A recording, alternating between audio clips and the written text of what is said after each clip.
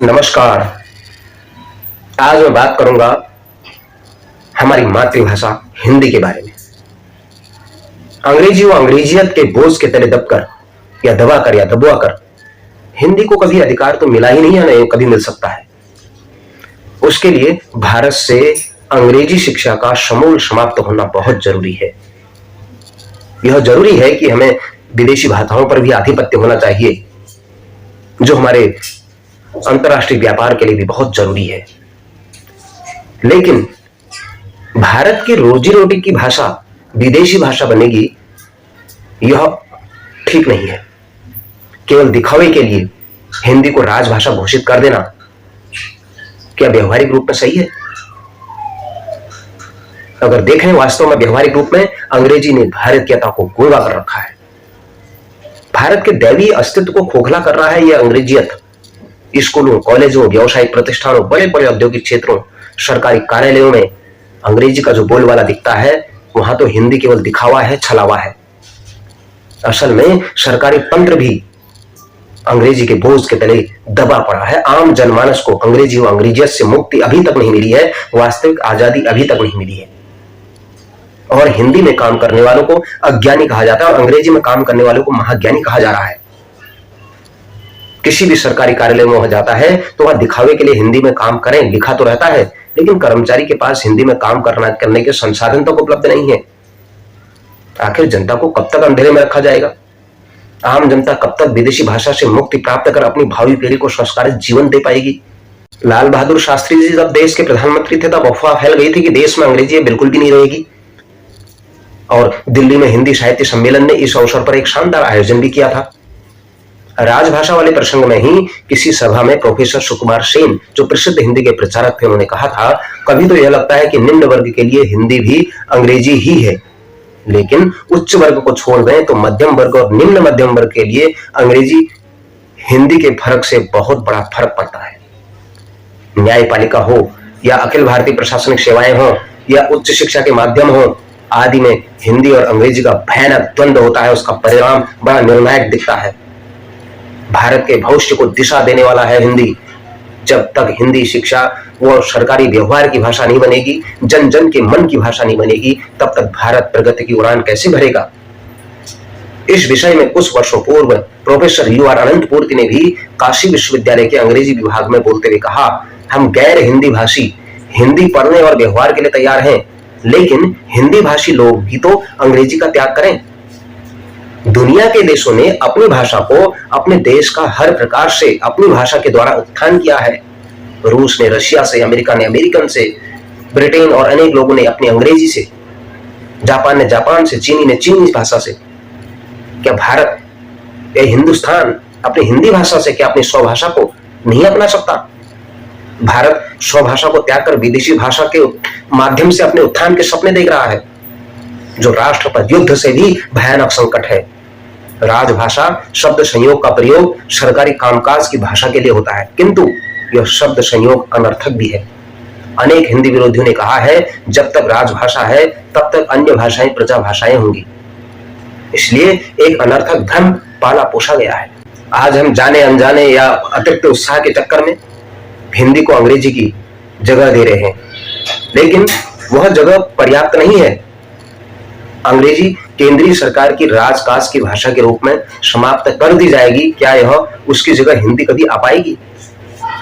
वह केवल एक लिखित मात्र ही है, लेकिन व्यवहारिक रूप में अभी तक भी अंग्रेजी को आम जनमन की भाषा बनाने में अभी भी बहुत समय लगेगा।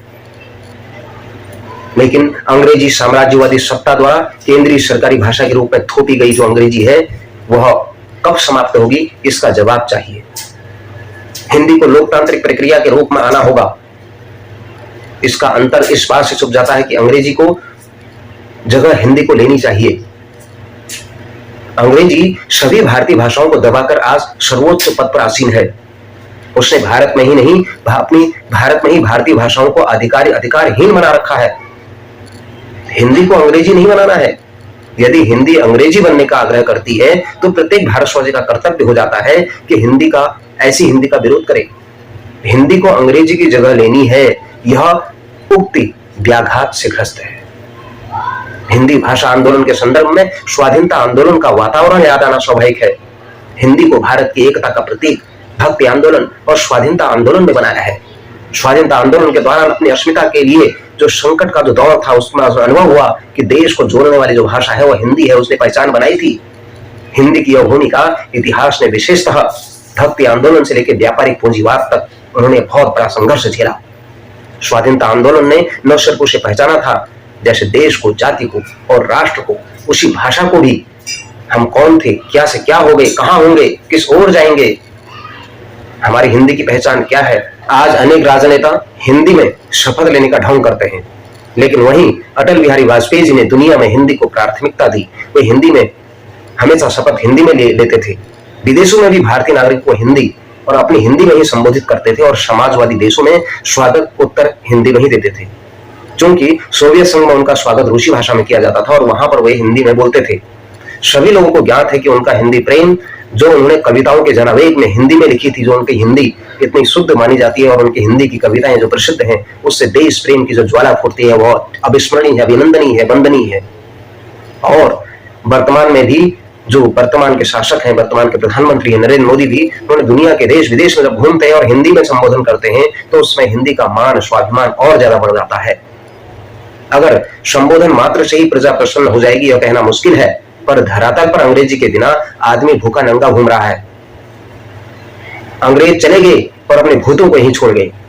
आज गरीब को हिंदी से रोटी मिलेगी कि नहीं मिलेगी, वह डरा सहमा रहता है। अंग्रेजी को राजनेताओं और प्रशासनिक अंग्रेजी पिट्ठुओं ने अपनी प्राथमिकता में रखा है। हिंदी वास्तव में उपेक्षा के भंवर जाल में आज भी संघर्षरत है। देश के नीति निर्धारकों को हिंदी प्रेम नहीं प्रकट होता, वह केवल दिखावा मात्र होता है बाहर से, लेकिन यह भारत के आम नागरिक का आग्रह प्रकट होता है कि हम चाहे या न चाहे, बहुमत हिंदी चाहता है, तो हमें उसे स्वीकारना चाहिए। हिंदी समर्थकों ने ऐसे लोग हैं जो हिंदी के विकास को भारतीय भाषाओं के विकास से नहीं जोड़ते हैं। वस्तुतः समस्या एकता की अवधारणा की है। ऐसे लोग एकता को एक रूपता समझते हैं। मूलतः एक प्रवृत्ति पूंजीवादी साम्राज्यवादी है। एकता और एकरूपता भिन्न और परस्पर विपरीत है। एकता विभिन्न घटकों के बीच भिन्नता के बरकरार और फलने फूलने के साथ होती है। कुछ लोग केवल ढोंग करके प्रजातंत्र की आंखों में धूल झोंकते हुए, आखिर हम कब तक भारत में अंग्रेजों के मानसिक गुलाम बने रहेंगे? हिंदी को हीनता के भाव से देखना कब बंद करेंगे? कब भारत के आम नागरिक को हिंदी में न्याय मिलेगा? कब भारत की शिक्षा पद्धति हिंदीमय होगी? कहना मुश्किल है। व्यवहारिक धरातल पर हिंदी खोखली है। देश में जितने भी निजी स्कूल हैं, प्राइवेट स्कूलों की अंधाधुंध व प्रलंकारी बाढ़ है, जो यह एक आपदा से कम नहीं है। इन्हीं लोगों ने हिंदी को उपेक्षित किया है। भारत के भविष्य को हिंदी में गढ़ने के बजाय अंग्रेजियत के पाश्चात्य कुप्रभाव के बीज वहां बोए जा रहे हैं। आने वाला भारत कहां जाएगा, यह कहना कठिन है। हिंदी को सरकारी तंत्र से भी पोषण नहीं मिल पा रहा है, बस केवल कर्मकांड भर है। आम जनमानस को भ्रमित कर ये केन प्रकार सत्ता के निरंकुश जो शासक बने हुए हैं। देशवासियों, हिंदी का अस्तित्व तभी बरकरार होगा जब राजतंत्र की घोषित भाषा प्रजातंत्र के लिए भी घोषित भाषा बन जाएगी और यही सबका पोषण करेगी, तभी ठीक होगा। प्रजा को राजतंत्र ने अप्रत्यक्ष रूप से विदेशी भाषा अंग्रेजी थोप रखी है और दिखावे के लिए हिंदी केवल राजभाषा है। भारत के गरीबों की आत्मा है यह हिंदी, और गरीबों की आत्मा के साथ इससे बड़ा मजाक क्या हो सकता है। भारत स्वभाषा से भी दुनिया के देशों में अच्छी प्रगति तेज गति से कर सकता है, अगर हिंदी भाषा व हिंदी बोलने वालों पर उपेक्षा व उपहास व अत्याचार बंद हो।